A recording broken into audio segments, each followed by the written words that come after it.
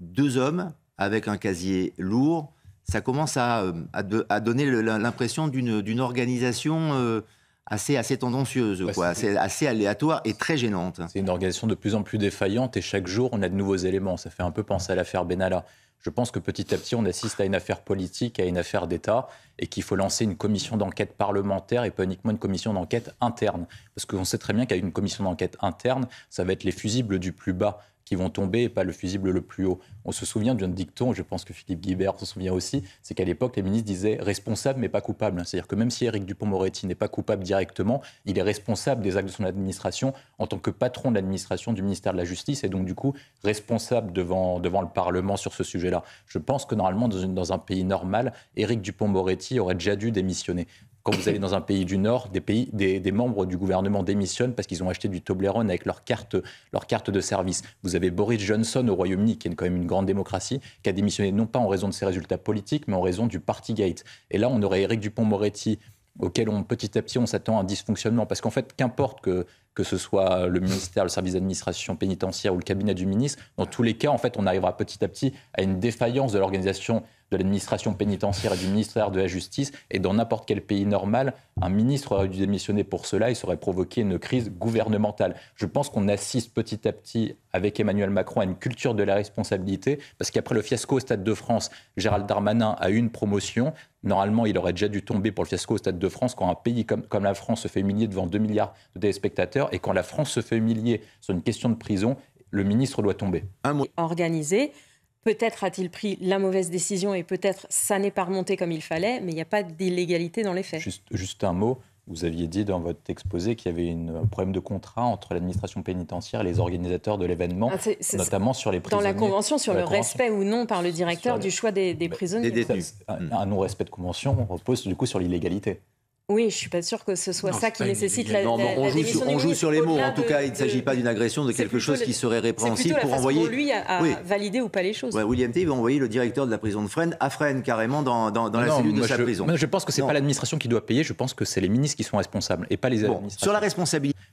On ne peut pas demander à chaque fois, on fait porter les frais sur les piliers les plus bas. En fait, on a inversé la pyramide de responsabilité. C'est pour ça que moi je parle de culture d'irresponsabilité avec Emmanuel Macron depuis la question du Stade de France. On a changé de régime parlementaire, on a changé de régime politique, on est passé désormais à un régime qui est plus parlementaire. Et le gouvernement est responsable devant le Parlement. Et que fait le ministre de la Justice ? Il demande une enquête interne. C'est une enquête qui ne doit pas être menée par ses propres services, c'est une enquête qui doit être menée par le Sénat ou par l'Assemblée nationale et par le Parlement. N'oubliez pas que le gouvernement est sous responsabilité du Parlement en France. C'est comme ça s'appelle la Constitution française et Éric Dupond-Moretti devrait le savoir, c'est le premier élément. Le deuxième point, c'est la culture d'irresponsabilité. Vous ne pouvez pas demander aux jeunes et notamment aux éventuels délinquants et criminels, d'être responsables et de respecter l'autorité quand le premier chef d'une administration fait porter la responsabilité non pas lui-même, mais uniquement sur ses subordonnés en essayant de trouver le coupable le plus faible. L'État ne peut pas être fort contre les faibles et faible contre les forts. C'est les premiers qui doivent respecter la ligne. C'est le principe de base d'une responsabilité. Si c'est les chaînes les plus hauts qui tombent, et du coup, vous instaurez une culture de responsabilité et d'autorité dans ce pays.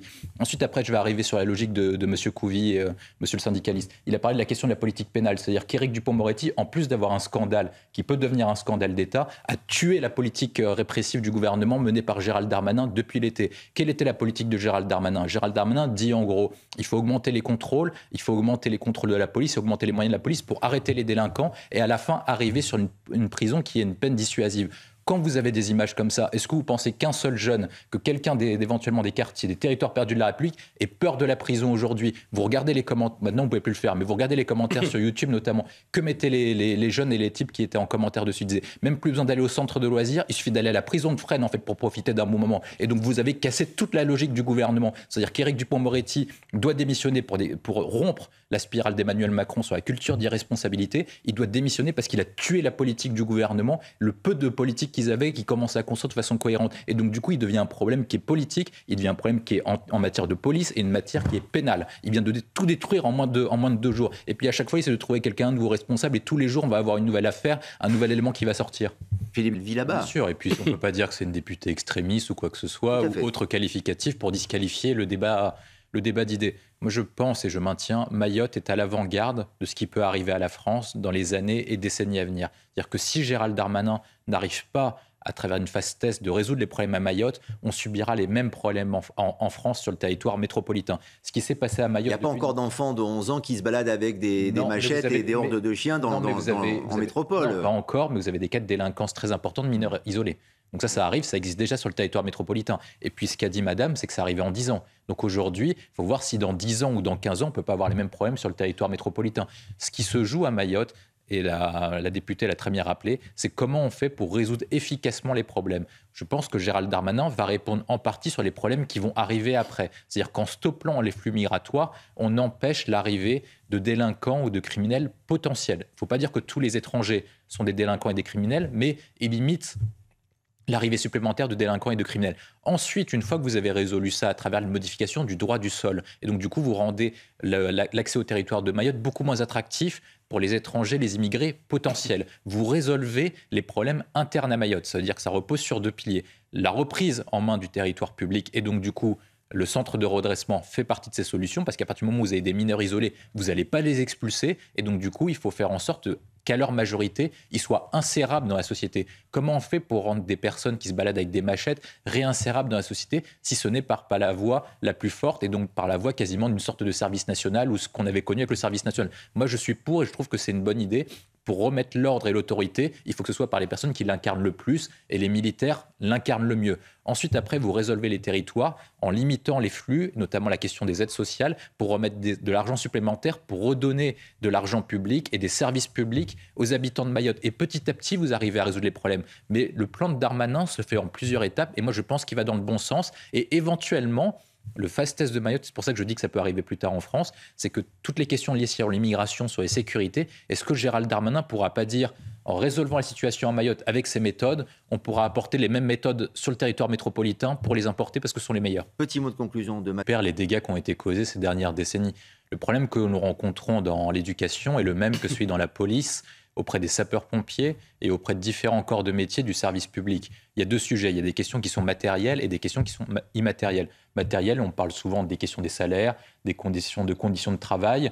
Et après, je pense que le sujet essentiel, parce que quand on travaille dans le service public, on fait don de sa personne pour la cause de l'intérêt général, c'est la question immatérielle. C'est pourquoi est-ce que les profs font un métier tel que celui-là ? Comme vous l'avez rappelé, M. Guibert, les profs sont les hussards noirs de la République et sont là pour transmettre un savoir. Et je pense qu'on a eu une erreur depuis une trentaine, quarantaine d'années, c'est qu'on a donné trop de missions à l'école. C'est-à-dire que contrairement aux modèles qui réussissent, c'est-à-dire qu'on a voulu faire n'importe quoi à l'école. Et la quintessence de cet échec, c'est Najat Vallaud-Belkacem avec ses activités périscolaires.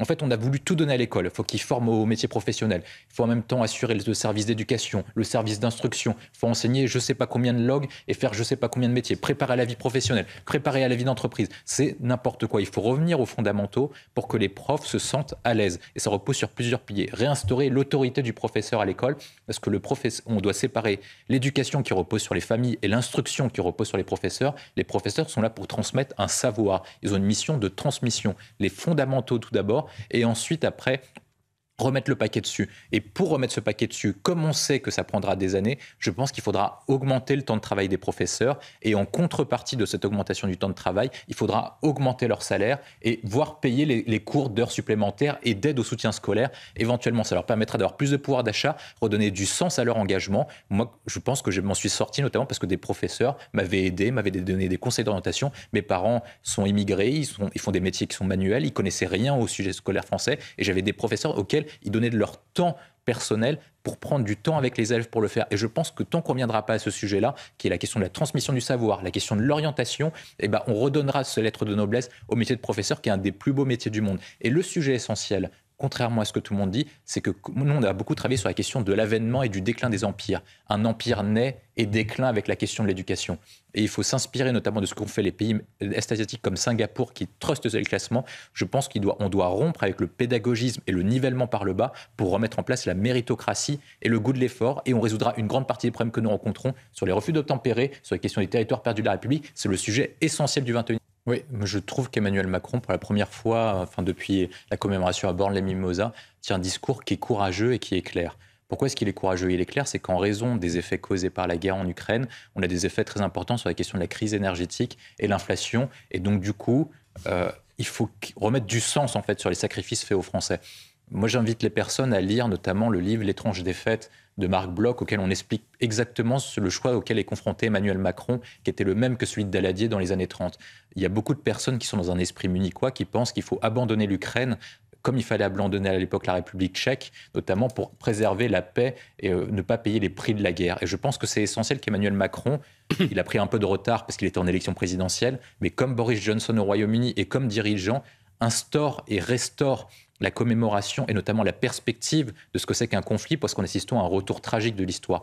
Si on perd l'Ukraine, on perd notre première ligne de défense face au régime autoritaire sur lequel il n'y a plus beaucoup de possibilités de compromission. C'est-à-dire qu'avant, on pouvait dialoguer avec la Russie, c'était notamment ce qu'avait fait Nicolas Sarkozy sur la question de la Géorgie. François Fillon voulait le faire en 2017 et Emmanuel Macron l'avait invité au château de Versailles. À l'époque, on pouvait discuter avec Vladimir Poutine. Mais souvent, en choix géopolitique, on a à peu près 3 choix à faire. C'est un choix des valeurs, c'est un choix économique et c'est un choix géostratégique.